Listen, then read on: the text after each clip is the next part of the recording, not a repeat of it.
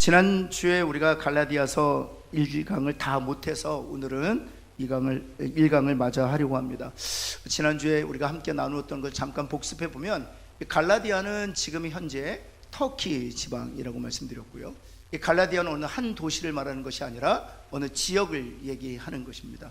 이 갈라디아 하면 어느 정도의 규모 되냐면 경상남도 정도 된다고 생각하면 되시겠습니다. 경상남도 정도의 크기의 지역을 가리켜서 갈라디아 지역이라고 한다는 것이죠. 여기 여러분 루디아를 여러분 들어보셨죠? 루디아도 갈라디아와 같은 지역이에요. 지역. 그래서 도시가 아니라 지역입니다. 그래서 루디아라는 지역 안에 두아디라라는 시가 있는 거예요. 그래서 두아디라는 시가 루디아라는 지역에 있었던 것이죠. 그래서 빌립보에서 왜 하나님께서 루디아를 만나게 하시지 않습니까? 근데 그 성경을 보면 두아디라시의 자주색 옷감 장사 이렇게 표현되어 있어요. 두아디라시의 자주색 옷감 장사. 이 두아디라시는 지금의 터키입니다. 근데 그녀는 어디에서 장사를 하고 있었냐면 그리스의 맨 위쪽 빌립보에서 장사를 하고 있었던 것이죠. 다시 말해서 그녀의 옷감, 염색 공장은 루디아 지역 안에 있는 두아디라시의 염색 공장을 가지고 있었고요, 염색 공장을 가지고 있었지만 그곳에서는 판매할 수가 없었습니다. 그래서 그 옷감을 가지고 이제 리테일 스토어라고 하는 거죠. 보통 이렇게 리테일 스토어, 홀셀러, 리테일 스토어, 리테일 소매점을 빌립보에다 오픈하게 된 것입니다. 그래서 그곳에서 하나님께서 루디아를 예비시켜 주신 것이죠. 그래서 이 빌립보 사람들이 그 사람을 루디아라고 불렀던 이유는 루디아에서 왔기 때문에 이제 루디아라고 얘기하는 것이죠. 보통 우리가 서울에 보면 뭐 충남댁 뭐 이렇습니다. 충남댁. 왜 그렇습니까? 충청남도에서 왔다고 충남댁 그러는 것이죠. 마찬가지예요. 예를 들어서 루디아라고 불렀던 것이죠. 루디아라는 지역에서 왔기 때문에. 그래서 지금 우리가 알고 있는 바로 갈라디아라는 지역은 대표적인 도시가 이고니온이라는 도시고요, 그 밑에 있는 도시가 이제 루스드라라는 도시고, 이 루스드라가 사실 유명한 이유 중에 하나는 거기서 하나님께서 디모데를 바울의 동역자로 붙여주셨기 때문이죠. 디모데의 고향입니다. 태어나고 자란 곳이죠. 그래서 루스드라 바로 위쪽에 더베라는 곳이 있습니다. 이 세 도시 중에 지금도 그 이름으로 불리는 도시가 있어요. 이고니온, 그 다음에 루스드라, 더베. 1번은 이고니온, 2번은 루스드라, 3번은 더베. 지금도 터키 사람들은 그 지명을 이고니오라고 죄송합니다. 네, 1번입니다. 1번. 지금도 1번, 이고니온. 지금은 사실은 다시 말씀드리지만 로마가 기독교를 국교화했죠. 313 밀라노 칙령으로. 근데 그때로부터 이제 이슬람 세력에 의하여 이 땅이 점령되기까지, 오스만 투르크 제국이 세워질 때까지는 1380년도에 이제 오스만 투르크 제국이 세워지거든요. 북쪽에서 내려왔던 돌고을과 흉노족에 의해서 1000년 동안 그 땅은 기독교 땅입니다. 다시 이 터키는 300년부터 1300년까지 1000년 동안 기독교인의 땅이었습니다. 그리고 누가 살고 있었냐면 인종적으로는 그리스 사람들이 그 땅의 주인이었습니다. 정치적으로는 로마 사람들이 다스렸지만 인종적으로는 그리스 사람들이 그 땅에 살았고, 언어는 로마어를 쓰지 않냐고 헬라어를 썼습니다. 신약 성경이 기록된 헬라어를 사용했던 곳입니다. 그래서 1000년 동안이나 기독교인의 땅이었다는 사실을 우리가 이해할 필요가 있어요. 그래서 그 중심에는 바로 지금의 터키인데요, 그 중심에 이고니온이라는 지역이 있어요. 근데 아쉬운 것은 지금도 그 이고니온이라는 지역을 터키 사람들이 이고니온이라고 불러요. 그래서 여러분 터키를 이제 가보시면 이고니온을 반드시 가게 되는데, 그 이고니온에 혹시 여러분 혹시 TV에서 빨간 모자 쓰고 그다음에 하얀 가운 같은 거 입고 뱅뱅뱅뱅 도는 거 혹시 못 보셨나요? 그래가지고 돌기는 좀 그렇고 이렇게 도는 게 있어요. 한 3시간에서 많게는 5시간을 계속 그 자리에 돕니다. 하늘을 쳐다보고 빨간 빨간 모자 쓰고 그다음에 하얀 옷 입고 뱅뱅뱅 돌아 자리에서. 그래서 밑에 원피스, 남자가 입는데 원피스라서 원피스가 쫙 펴지면서 팽이처럼 쫙 도는 게 있습니다. 그게 이제 이슬람 종파 중에 약간 좀 독특한, 이슬람 안에서도 이단이 있거든요. 신비주의가 있는데 그 이고니온이 그 이슬람 안에서도 신비주의를 추구하는 이슬람 종파의 본산이에요, 본산. 그래서 이고니온을 가면 빨간 모자에다가 하얀 원피스를 쓴 사람들이 이렇게 하는 동상이 이곳저곳에 많이 세워져 있고요. 또 하나는 이고니온에 가면 그 터키 안에서 가장 큰 이슬람 신학대학원이라고 얘기할 수 있죠. 이슬람 신학대학원이 이고니온 땅에 있습니다. 아쉽죠. 사실은 아쉽죠. 사실은 1000년 동안이나 기독교의 땅이었고, 사실은 사도 바울이 바로 이 갈라디아 지역, 바로 이고니온에 교회를 세웠기 때문에 좀 아쉬운 감이 있습니다. 그래서 이 갈라디아 선은 어디에 보냈느냐, 지금의 터키 중심부에 있는 이고니온을 비롯한 그 밑에 있는 루스드라와 더베라는 도시에 세워진 교회들에게 편지를 보냈다, 이렇게 이해하시면 되겠습니다. 그래서 이 갈라디아 교회는 언제 세워졌느냐, 사도 바울이 1차 선교여행할 때 세워진 교회들이었고요, 2차 선교여행 때도 방문해서 다시 복음을 전했고요, 3차 여행 시에도 이 갈라디아 지역에 방문해서 복음을 전했습니다. 따라서 사실은 이 갈라디아 지역에 사도 바울이 굉장히 애착을 가지고 있었던 것을 알 수 있어요. 2차 선교 때 복음 교회가 세워지고, 또 디모데의 고향이 루스드라였기 때문에 더군다나, 뿐만 아니라 2차 선교여행 시에 3차 선교 시에 계속 복음을 다졌던 곳이었습니다. 그런데 에베소에 머물고 있을 때 3차 선교여행을 다 마치고 나서 이제 3차 선교여행 마지막 말미죠. 그래서 이 갈라디아 지역을 지나고 그다음 빌립보, 데살로니가 2차 선교여행 때 복음을 전했던 고린도 지역 다 방문하고 나서 다시 이제 에게를 건너서 터키 동남부 쪽에 있는 서남부 쪽에 있는 이 에베소에 머무르 2년 동안 머물면서 복음을 전하던 때에 이 갈라디아 지역에서 온 그 동역자들로부터 이 갈라디아 교회의 상황을 들어요. 근데 그들이 전해준 가장 사도 바울의 마음을 괴롭게 했던 소식이 무엇이었냐면, 다른 복음이 전해지고 있다는 거죠. 다른 복음이 가르쳐지고 있고, 다른 복음을 따르는 굉장히 많은 무리들이 생겨나게 되었다는 것입니다. 그것이 바로 갈라디아 교회에 편지를 쓰게 된 배경입니다. 성령 하나님께서 바울을 통해서 바울에게 갈라디아 지역에 다른 복음이 전해졌다는 것에 대해서, 이 다른 복음에 대해서 쓰고 있는 것입니다. 한마디로 말씀드리면 다른 복음을 전하는 자는 저주를 받는다, 이 뜻이에요. 다른 복음을 전하는 자는 저주를 받는다. 한번 따라해 볼까요? 다른 복음을 전하는 자는 저주를 받는다. 저는요, 목회적으로도 사실은 이걸 확인하고 있어요. 다른 복음을 전하는 자들은 반드시 저주를 받습니다. 물론 여러분, 이 행위 복음이 성도들을 동원하고 성도들을 일사불란하게 움직이는 데 있어서는 굉장히 효과적입니다. 이 행위 복음이. 여러분, 이슬람 사람들이 홀리워, 성전이라고 그래서 자신의 목숨을 내어놓지 않습니까? 뭐 자살폭탄 조끼 입고 이렇게 불길로 뛰어들지 않습니까? 왜 그런 줄 아세요? 여러분, 이것이, 이 행위 복음이라는 것이 기독교 안에서 나타난 어떤 다른 변종인 다른 복음 뿐만이 아니에요. 모든 이방 종교는 다 행위 복음입니다. 뭐 불교, 이슬람교, 말할 것 없이 모든 무속 신앙까지 포함해서 기독교가 아닌 모든 다른 우상들은 하나같이 다 행위 복음이에요. 여러분, 바벨탑을 높이 쌓았던 이유가 무엇입니까? 네, 우리가 신이 될 수 있다. 다 행위 복음이에요. 우리가 노력하면 신이 될 수 있다는 것입니다. 우리가 성실하게 살면 신이 될 수 있다는 것입니다. 우리가 선하게 살면 신의 경지에 오를 수 있다는 것입니다. 우리가 열심히 돌을 닦으면 누가 되는 거예요? 석가모니가 되는 거예요. 내 안에 있는 부처를 깨우라. 내가 열심히 돌을 닦으면, 내가 열심히 의를 행하면, 내가 열심히 공력을 쌓으면 내 안에 있는 부처가 드러날 것이다. 다 행위복음입니다. 이것은 여러분, 기독교 안에서 나타난 자그마한 변종이 아니에요. 다른 곳에 있었던 혹시 여러분 깨가 생각이 나는데, 여러분, 깨 키우지 마세요.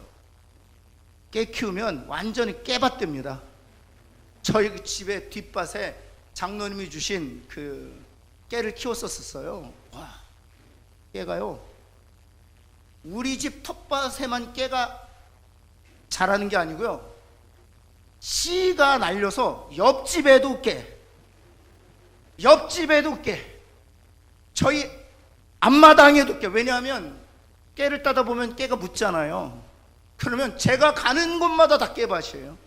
그래서 제가 제 아내한테 절대로 깨는 심지 말자. 왜냐하면 얼마나 깨가 많은지 몰라요. 가는 곳마다 깹니다. 몸에서 떨어져서.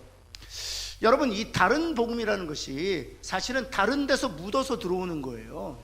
다 하도 깨들이 많으니까, 이방 섬기는 종교들이 많다 보니까 기독교 안에도 자연스럽게 그게 묻어 들어오는 거예요. 묻어 들어오는 거예요. 그러니까 기독교 안에서 나타난 다른 복음, 행위 복음이 기독교 안에서 나타난 어떤 작은 어떤 문제가 아니라 온 천지가 행위 복음이에요. 유일하게 기독교만이 은혜 복음이에요. 은혜 복음. 오직 하나님의 은혜로만 천국에 간다 하는 거예요. 오직 하나님의 은혜로만 구원을 얻는다 하는 것입니다. 다른 곳은요, 다 자신의 선과 자신의 공력을 쌓아야만 천국, 심지어 천주교도 이 다른 복음이 들어왔죠. 다른 복음이 들어와서 이 갈라디아 지역에 들어왔던 이 다른 복음을 하나님께서 경계하게 하셨던 이유, 다른 복음을 전하는 자는 저주를 받을 것이고 다른 복음을 따르는 자도 저주를 받을 것이다, 이렇게 하나님께서 바울을 통해서 심하게 경고하셨던 것은 이 다른 복음이 계속 확산될 것을 하나님이 아셨기 때문에, 그래서 천주교 안에 이 행위 복음, 이 다른 복음이 엄청나게 들어왔어요. 여러분, 그래서 이슬람 사람들이 자살조끼 입고 불길에 들어가는 이유는 그렇게 거룩한 행위를 하면 어디 간다? 천국 가기. 여러분, 가장 거룩한 행위가 무엇이겠습니까? 마음의 것을 위해서 자신의 생명을 던지는 것만큼 거룩한 행위가 어디 있겠습니까? 따라서 자살폭탄 딱 입고 한번 팍 죽으면 어디 간다?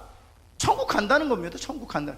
행위 복음의 가장 최고는 자기의 생명을 내어주는 것이기 때문에, 그래서 그들이 17살짜리 15살짜리 어린아이들한테 자살조끼 입히고 죽으러 가라는 거예요. 여러분, 행위보험이 사람들을 일사불란하게 움직이는 데는 최고입니다. 최고입니다.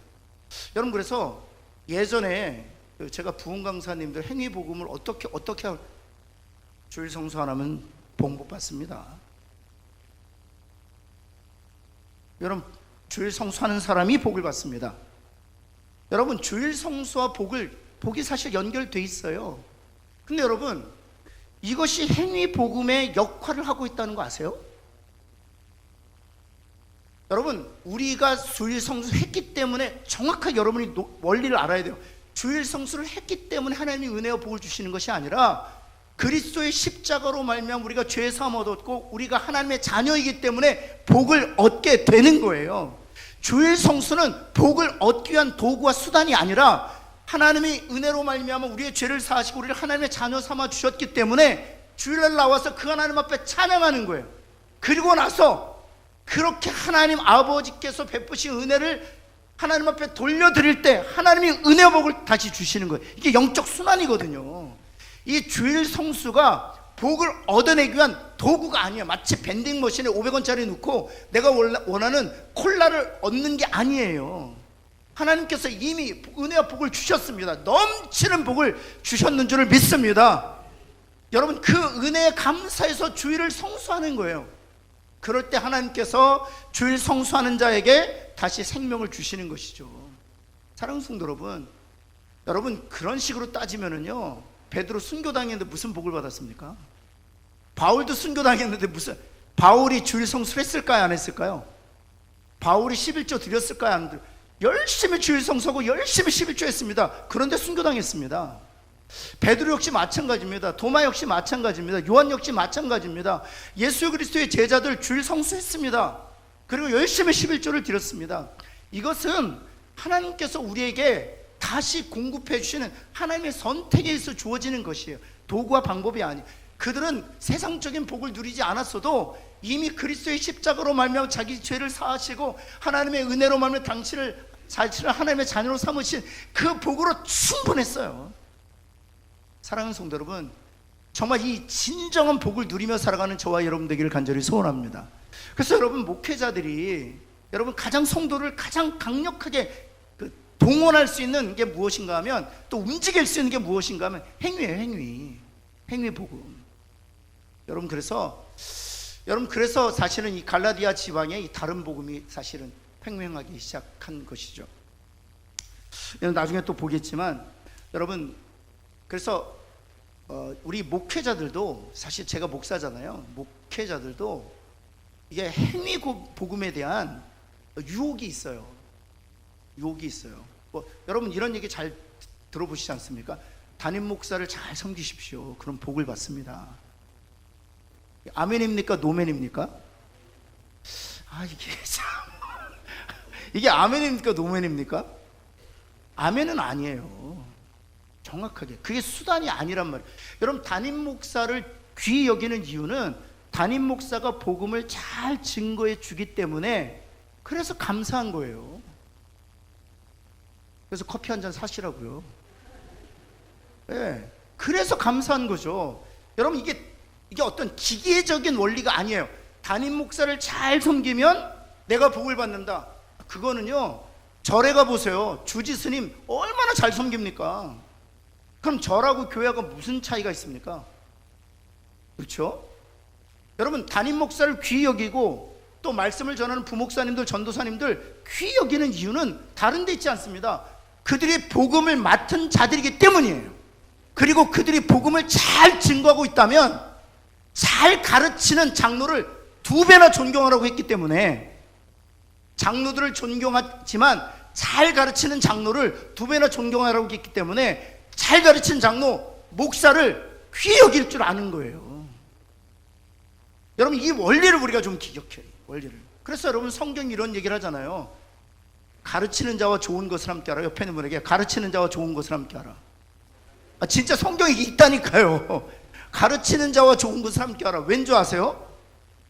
가르치는 자와 좋은 것을 함께 할 때 그가 더 열심히 복음을 잘 가르칠 것이기 때문에, 그래서 성도들을 생명으로 인도할 것이기 때문에, 그것이 기계적으로 담임 목사를 또 목사님들을 잘 섬겨서 복이 내게 오는 것이 아니라, 이미 내게 복을 주신 하나님께서 그들을 통해서 그 복을 계속 흘려주시니, 그 통로로 사용하는 그들을 하나님께서 존귀 여기라고 말씀하시는 것이죠. 여러분, 그런 좀 이해를 가지고 우리가 섬겨야 될 것이죠. 주일 성수와 마찬가지고 주의 종들을 섬기는 것 다 마찬가지입니다. 여러분, 그래서 왜 제가 이렇게 말씀드리냐면, 한동안 목사님들을 귀히 여기고 한동안 목사님들을 마치 무슨 신처럼 막 섬기고 그랬었죠. 그런데 교회 개혁이 바람이 불면서 목사도 똑같은 평신도다, 그러면서 목사를 잘 돌보지 않게 됐습니다. 한동안 목사를 옆집 아저씨처럼 이렇게 거들떠보지 않고, 목사한테 잘하면 아유, 한 자리 하려고 하나 보네, 이렇게 비아냥거리고 조롱하는 그런 시대를 거쳤어요. 여러분, 제가 정말 안타까운 거는요, 학교에서 우리 교사들이 우리 자녀들 가르칠 때, 여러분, 뭐 못 주잖아요. 그렇죠? 주면 다 걸리죠. 촌지로 다 걸리죠. 그래서 29,000원 이상 되면 안 되잖아요, 또. 그래서 제가 보니까 29,000원짜리 메뉴가 나왔더라고요. 진짜 신기해요. 29,000원짜리 꽃다발도 있고 29,000원짜리 식당 메뉴도 있고 그러더라고요. 여러분, 그러다 보니까 스승과 제자 사이가 지금 어떻습니까? 너무 각박하잖아요. 그래서 좋은 건 계속 살려야 되는데, 그래서 왜 그러냐? 이게 기계적이다 보니까 의미가 퇴색되고, 이게 기계적이다 보니까 형식화되고, 형식만 남고 껍데기만 남다 보니까 알맹이는 사라져서 그 다음부터는 없애버리게 되는 거예요. 저는 우리 교회가 좀 진리를 알고, 그래서 여러분, 우리가 복음을 알면 더 섬기게 되고 더 사랑하게 되고, 그런 교회가 되기를 정말 예수 그리스도 이름으로 축원합니다. 왜 기계적으로 섬기는 게 아니라. 네, 여러분, 그래서 다른 복음의 폐해를 말할 수가 없습니다. 여러분, 제가 우리 한국 교회를 진단하면 다른 복음에 의해서 한 90% 점령당했다고 해도 과언이 아니에요. 다른 복음에 의해서 주일 성수하면 구원을 얻는다, 11조하면 구원을 얻는다, 또 봉사하면 구원을 얻는다. 마치 주일 성수 안 하고 11조 안 하고 봉사 안 하면 구원을 잃을 것처럼. 여러분, 제가 다시 말씀드리지만 우리가 주일 성수함으로 구원을 얻을 수 있고, 또 11조 함으로 구원을 얻을 수 있고, 봉사함으로 우리가 구원을 얻을 수 있다면 주님의 십자가 지를 이유가 없어요. 계속 우리에게 물어야 돼요. 스스로 물어야 돼요. 예수님께서 왜 십자가를 지었느냐? 우리가 아무리 주일 성수하고, 우리가 아무리 11조를 드리고, 우리가 아무리 봉사하고, 우리가 아무리 선한 일 해도 우리 스스로는 구원에 이를 수 없기 때문에 주님이 십자가를 지셨다. 아멘? 그래서 하나님의 은혜로 우리를 구원하신 것입니다. 그래서 십자가 외에는 다 다른 복음입니다. 한번 따라해봐요. 십자가 외에는 다 다른 복음입니다. 여러분, 우리가 천국에 들어갈 때 주님께서 물어보실 게 뭐겠습니까? 주일 성수했느냐? 또 11조 철저했느냐? 또 봉사 열심히 했느냐? 이건 물어보시겠습니까? 구원을 받게 될 가장 유일한 조건이 무엇이냐? 너가 천국에 들어와야 될 이유가 있다면 무엇이냐? 이거 묻지 않겠습니까? 바로 예수 그리스도의 보혈의 공로로 우리가 전적인 하나님의 은혜로 구원에 이르는 것이죠. 십자가 외에는 다 다른 복음이라는 사실 다시 한번 기억하시면 좋겠어요. 한번 옆에 있는 분에 십자가 외에는 다른 복음입니다. 한번 할까요? 네. 그래서 2번으로 넘어가겠습니다. 그게 이제 3번 얘기예요. 3번 얘기. 2번, 하나님의 은혜로 말미암아 구원을 얻게 되었다. 1번 한번 볼까요? 1번 한번 읽겠습니다. 시작. 사람은 죄를 가지고서는 하나님께 나아갈 수 없고 그 죄의 결과는 사망이다. 죄의 결과는 사망입니다. 우리가 또 wage of sin is death. 죄의 삭은 사망이다 그랬죠. 여러분, 죄의 삭이 사망인 이유는 너무나 당연한 것입니다. 이건 당연한 것입니다. 왜냐하면 생명에서 떠나기 때문에 우리가 하나님과 우리가 연합된 상태에서는 하나님은 영원히 생존하시는 분이기 때문에 그 생명을 영원히 공급받을 수 있어서 우리도 영생하는 존재가 될 수 있었죠. 그러나 죄가 들어와서 하나님과 우리 사이가 갈라지게 분리되었고 더 이상 생명을 공급받지 못하게 되었습니다. 그래서 유한한 생명을 가지고 살다가 이 유한한 생명이 소진되는 날 우리는 죽게 되는 것입니다. 이번에 저희 아버님 뵙고 왔더니 아버님이 더 젊어지셨더라고요. 올해 94세가 되셨는데 드디어 제가 아버님께 아버님 올해부터 만이래요. 그때 아버님 웃으셔. 92세다 그러시더라고요. 그래서 제가 아버님한테 또 말씀드렸습니다. 아버님, 하나님께서 우리에게 120년을 허락하셨으니까 28년 남았습니다. 그랬더니 막 웃으시더라고요. 정말 제가 볼 때는 100세는 넘으실 것 같아요. 100세는 넘으실 것 같아요. 얼굴이 더 밝아지셔. 환해지셨어요. 요즘에 아버님 회춘하시나 봐요. 머리가 저는 하얀색으로 더 가는데 저희 아버님은 검은색으로 변해져요. 식사도 한 끼를 다 드시는데 밥, 국 다 드시는 거 있죠. 거기다가 재작년에 임플란트를 다 하셔가지고 치아도 얼마나 튼튼한지 몰라요. 그래서 제가 요번에 뵈니까 더 건강해지셨어요. 내가 더 열심히 인생을 살아야 되겠다 그 생각을 하게 되었습니다. 그래서 제가 저희 아버님께 아버지, 제가 조금 있으면 60입니다 그랬더니 신철아, 네가 60이니? 아버지가 100세시잖아요 그랬어요. 제가 얼마나 건강하시지. 하나님께 너무 감사해요. 너무 감사해요. 예, 여러분, 그러나 결국에는 죽습니다. 결국엔 죽습니다. 왜냐하면 죄의 결과는 사망이기 때문에. 죄가 들어오지 않았다면 하나님과 우리는 연합되어 있을 것이고, 연합된 결과로 하나님께 주시는 생명을 영원히 누리게 되는 것이죠. 그래서 예수님께서 말씀하신 겁니다.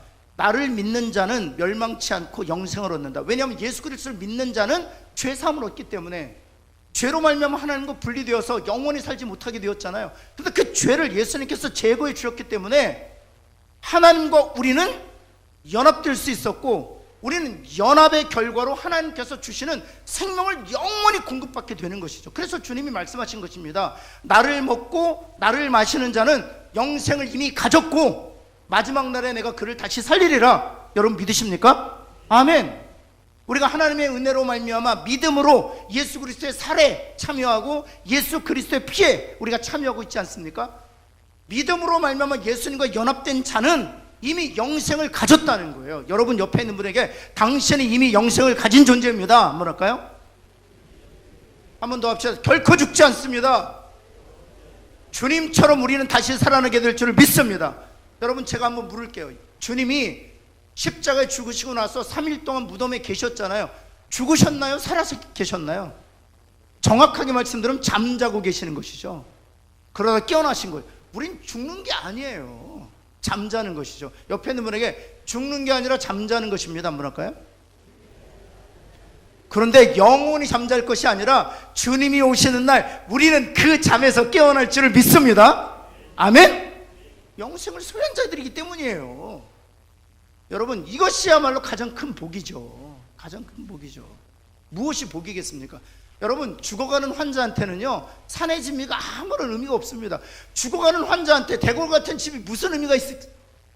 죽어가는 환자한테 여러분 브랜드 네임 있는 옷이 무슨 의미가 있습니까? 죽어가는 환자한테 가장 중요한 선물, 가장 큰 복은 영원한 생명이에요. 그 생명을 우리에게 주셨다는 거예요. 그래서 주일 성수하는 겁니다. 그 생명을 주셨기 때문에 너무 감사해서 주일마다 나와서 그 죽음을 넘어서 이기시는 그 생명을 주신 하나님을 찬양하는 거예요. 왜 목회자들을 섬기느냐? 그 생명의 전달자 메신저이기 때문에 그 목사를 귀하게 여기는 거예요. 아멘? 그런 거죠.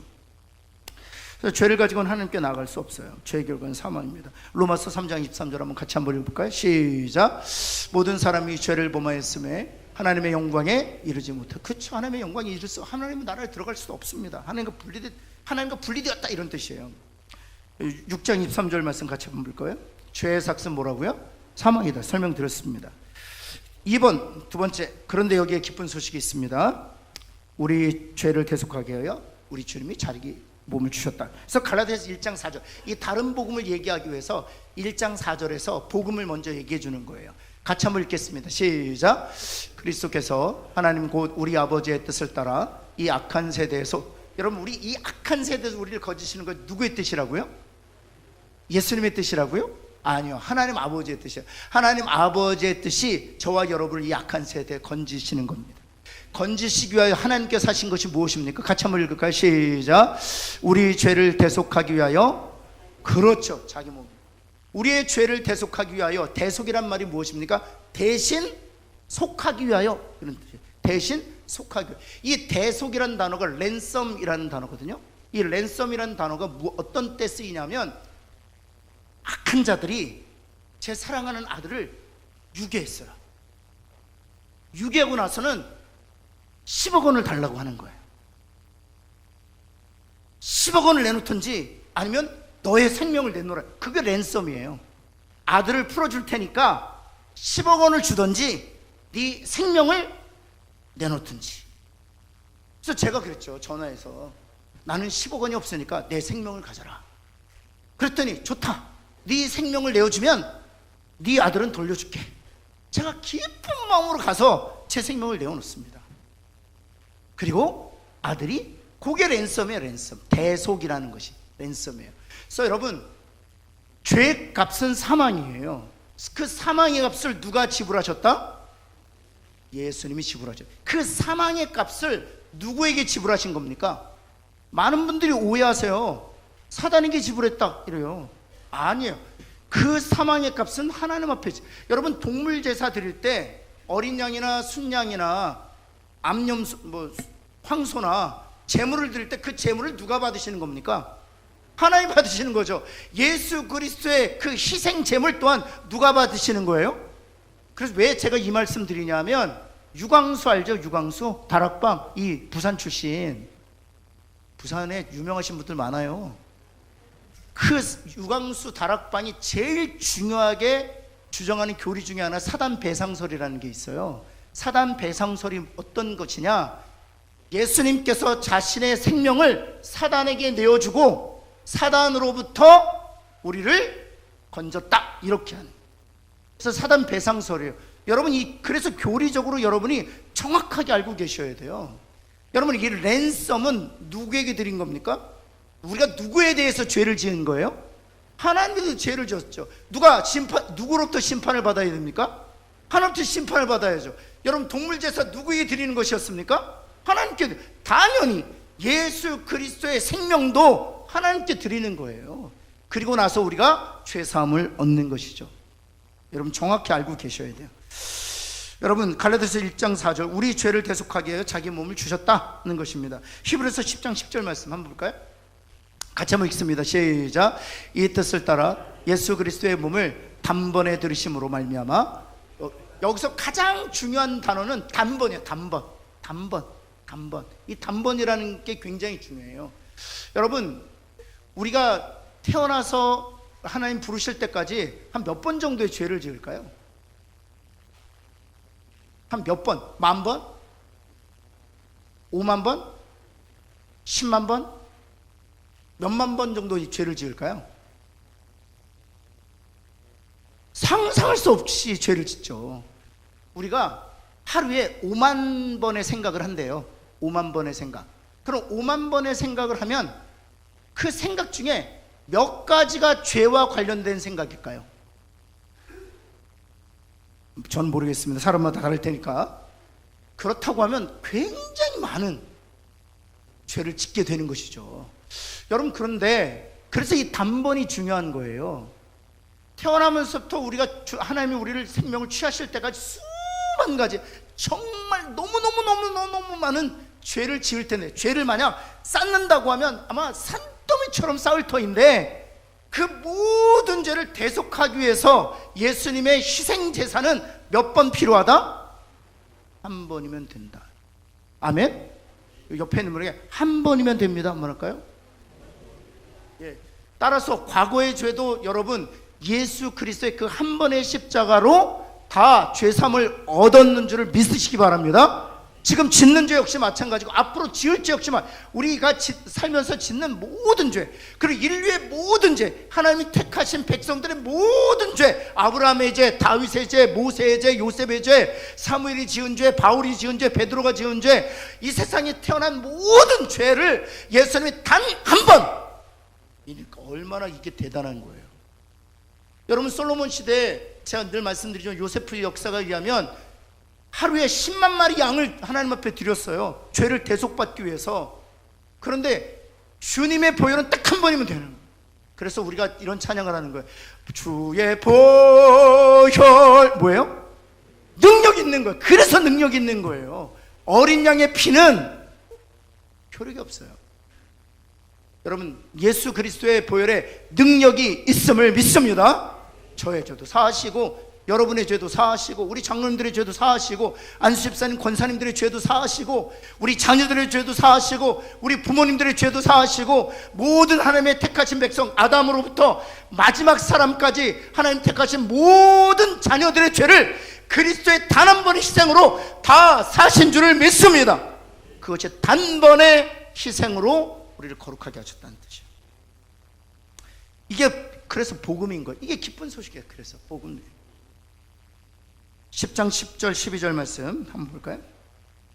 제사장마다 매일 서서 섬기는 자주 같은 제사를, 그래 자주 같은 제사를 드릴 수밖에 없었어요. 구약의 제사는 온전하지 않기 때문에. 이 제사는 언제나 죄를 없게 하지 못하고, 구약의 제사를 말하는 것이죠. 그 다음 오직부터 한참 읽겠습니다. 시작. 오직 그리스도는 죄를 위하여, 여기서 한 영원한 제사, 한 번의 제사인데 효력이 어떻다? 영원하다. 한 번의 제사인데 효력이 영원하다. 그래서 옆에 있는 분에게 한번 이렇게 축복합시다. 당신 안에서 죄를 찾아볼 수 없습니다. 한번 할까요? 한 번 더 할까요? 하나님도 찾지 않으시니 당신도 찾지 마십시오. 여러분, 허물을 덮으라는 그 주님의 명령이 이 복음에서 나오는 거예요. 왜냐하면 하나님이 그리스도의 보혈로 우리의 죄를 다 덮으셨는데 왜 너희들이 허물을 들춰내느냐는 거예요. 사랑하는 성도 여러분, 그리스도의 보혈로 하나님이 덮으셨으니까 우리도 예수의 제자로서 남편의 허물, 자녀들의 허물, 배우자들의 허물, 또 성도들의 허물을 덮는 저와 여러분 되기를 간절히 소원합니다. 근데 우리는 너무 재밌는 거예요. 허물을 들추는 게. A 권사가 이랬대, B 집사가 이랬대. 너무 재밌는 거예요. 막 얘기하고 싶어서. 집이 그렇잖아. 그렇잖아. 저 앞에 나와서 기도하면 뭐해? 다 시커매. 여러분, 그리스도의 보혈로 하나님께서 우리를 다 덮어주셨어요. 이 싸움을 하셔야 돼요. 저도 싸우겠습니다. 여러분도 싸우셔서 반드시 승리하기를 예수 그리스도님 축원합니다. 그래서 우리가 지난주에 사명을 감당하기 위해 예수의 생명으로 충만케 하고 예수 그리스도의 이름으로 정복하고 하나님 뜻으로 다스리기 위해서는, 그래서 이런 도덕적 능력이 필요한 거예요. 허물을 들추지 않는 이런 도덕적 능력이 배양돼야 예수의 생명. 여러분 생각해 보세요. 남편이 아내의 허물을 기억하고, 내가 당신의 신혼 때 전 태운 걸 내가 기억하고 있다. 전 태운 걸 내가 뭐라고 그러는 게 아니야. 전 태울 때 그 마음가짐, 시어머니를 향한 독 깊은 마음가짐을 내가 기억하고 있거든. 여보, 당신 내가 지원이 가졌을 때 당신이 나한테 한 거 내가 기억하고 있어. 여러분 이미 다 덮으셨는데 여러분 그렇게 들춘다고 생각해 보세요. 예수 그리스도의 생명으로 충만하겠습니까? 아니죠. 사망으로 충만하죠. 따라서 도덕적 능력이 배양이 돼야 예수 그리스도에 충만하고 예수 그리스도에 정복당할 수 있는 것이고 하나님의 뜻으로 다스려지는 거예요. 여러분 올 한해 이 싸움에서 승리하는 저와 여러분 되기를 예수 그리스도는 축원합니다. 근데 반대로 한번 생각해 보세요. 담임 목사의 허물이 너무나도 분명한데, 사람이니까 그럴 수 있지, 우리 기도하자. 담임 목사님이 저 죄를 극복하고 이길 수 있도록 우리가 담임 목사님 위해서 기도해 주자. 장로님 그러실 수 있어. 권사님, 안수입사 그러실 수 있어. 권사님이 잘 이길 수 있도록, 안수입사님들이 잘 승리할 수 있도록 우리가 버팀목이 되어주자. 그런 교회 되어서 생명으로 충만하게 되기를 예수 그리스도는 축원합니다. 여러분 계속해서 10장 14절 제가 정말 좋아하는 구절이에요. 10장 14절 한번 같이 한번 읽어볼까요? 노란색으로 할례 때 한번 읽겠습니다. 시작. 한 번의 제사로, 아멘. 여기 한 번의 제사는 뭘 얘기하는 거예요? 십자가. 그렇죠? 십자가로 우리를 온전케 하셨는데, 이게 온전이라는 단어가 perfect이라는 거. perfect이라는 단어가 뭐예요? 완전하다는 거잖아요. 99점이 아니에요. 100점이 100점짜리. 여러분 옆에 있는 분에 당신은 하나님한테 100점짜리입니다 한번 할까요? 여러분 자꾸만, 여러분 제가 은혜복음과 행위복음의 차이를 좀 알려드릴게요. 제가 지금 여러분에게 집사님, 유혹 집사님, 당신은 하나님에게 100점짜리입니다 그러면 제가 어떻게 100점이요? 이런 행위복음에 사로잡혀 있는 거예요. 목사님, 아멘! 제가 100점짜리 맞습니다. 왜냐하면 나는 부족하지만 십자가가 그렇게 완전하기 때문에. 그게 바로 은혜의 복음에 사로잡힌 사람이에요. 그리고 은혜의 복음에 사로잡힌 사람들은 뻔뻔하게 살지 않습니다. 많은 분들이 은혜의 복음에 사로잡힌 사람들이 뻔뻔하게 살까봐 걱정하는 분들이 있어요. 아니요. 제가 살아보니까 은혜의 복음에 사로잡혀서, 하나님 저는 부족하지만 그리스도의 십자가로 하나님 앞에 저는 100점짜리 인생이 되었습니다. 100점짜리 존재가 되었습니다. 아멘. 지금부터 100점짜리 존재답게 살도록 최선을 다하겠습니다. 이게 진짜 복음을 깨달은 사람들이 움직이는 방향이에요. 여러분 행위 복음을 가지고 있는 사람도 어떤 줄 알아요? 앞에선 그래요. 제가 무슨, 그런데요 조그만 열매를 맺잖아요. 얼마나 교만한지 몰라요. 왜냐면 행위로 내가 그 열매를 얻었으니까. 그리고 실수하고 실패하잖아요. 나락에 떨어져 가지고 자포자기합니다. 이게 바로 행위복음의 폐해고, 사단이 교회에 행위복음을 심어주는 이유가 거기에 있습니다. 여러분 은혜의 복음에 사로잡힌 사람들은요, 하나님 감사합니다. 제가 부족하지만 하나님의 은혜로 100점짜리 사람이 되었으니까 100점짜리 사람답게 살도록 제가 다시 최선을 다하겠습니다. 실수하잖아요? 그래요. 하나님, 저는 하나님의 은혜 없이는 100점짜리 존재가 될 수 없는 존재라는 사실을 이 실수로 깨닫습니다. 그러나 나를 100점짜리 존재가 되게 하신 그 하나님의 은혜를 기억하고 제가 다시 일어서겠습니다. 주저하지 않겠습니다. 다시 달려가겠습니다. 성령님 도와주십시오. 이게 복음을 깨달은, 복음에 사로잡힌 사람들이 보이는 반응이에요. 그런 저와 여러분 되기를 간절히 소원합니다. 영원히 온전. 여러분 옆에 있는 분에게 당신은 100점짜리야, 영원히 100점짜리야 한번 할까요? 그럼 옆에 있는 분이 아멘 하세요. 아멘. 아멘. 저는요 여러분 저한테 한번 해보시게요. 목사님은 영원히 100점짜리입니다. 한번 할까요? 아멘! 아멘! 저는요 요만큼의 의심도 없어요. 요만큼도 없어요. 예전에는 제가 부끄러웠어요. 왜냐하면 저도 행위의 복음의 잔재 가운데 묶여 있어요. 여러분 하나님의 그리스도의 십자가로 저는 100점짜리 존재가 되었습니다. 왜냐하면 100점짜리가 되지 않고는 천국에 못 들어가니까. 여러분 그래서 여러분 주일성 죄송합니다. 이렇게 얘기하면 또 오해하시는 분들이 있어요. 오해하지 말고 드세요. 주일 성수가 중요합니다. 제가 이렇게 얘기하면 이런 분들이 있어요. 요거만 딱 떼가지고 박 목사는 주일 성수를 중요하게 생각하지 않아. 이런 분들이 있어요. 꼭. 저는 이 연사 외칩니다. 주일 성수를 저는 여태까지 태어나서 지금까지 주일 성수를 안 해본 적이 없어요. 주일 성수 옆에 뭐래요? 주일 성수 반드시 합시다. 뭐랄까요? 목숨을 걸고 합시다. 생명을 걸고 합시다. 그리고 나서 얘기해야 돼. 이제는 이래야 돼요. 주일 성수 안 해도 여러분 여전히 100점짜리예요. 아멘? 그래야 은혜인 거예요. 옆에 있는 분에게 주일 성수 안 해도 100점이다 한번 할까요?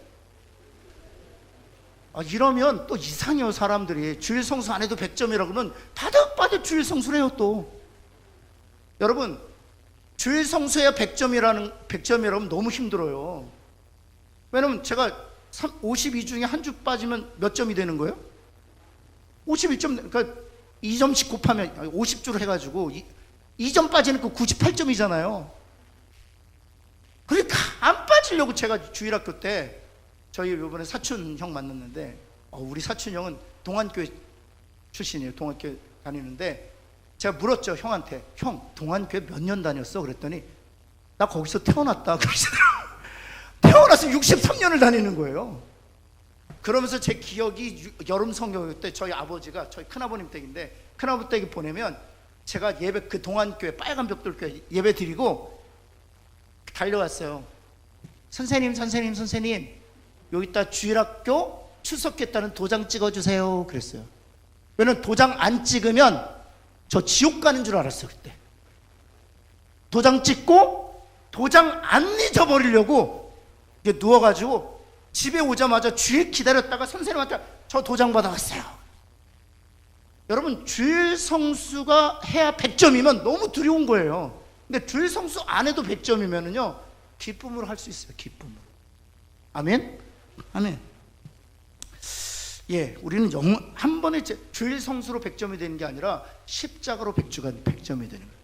만약 주일 성수로 100점이고 11조로 100점이고 사역과 봉사로 100점이 이렇게 그렇게 쓰셔야죠. 10장 14절 다시 한번 볼까요?